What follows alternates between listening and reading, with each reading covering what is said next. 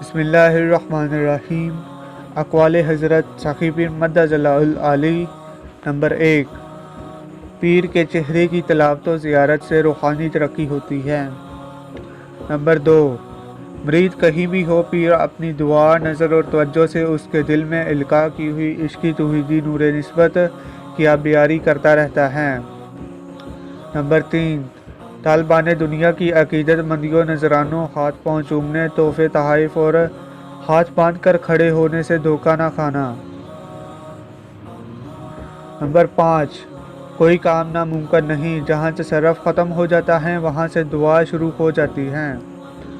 Number 6، زندہ دل اللہ والے کے دل سے نکلنے والی نورانی خوشبو ہر وقت ہر سمت پھیلتی رہتی ہے۔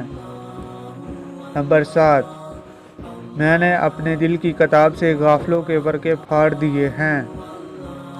نمبر 8، کئی نمازیں پڑھنے والوں، روزے رکھنے والوں، حج اور عمرے کرنے والوں سے اللہ جل شانہ ناراض ہی رہتا ہے۔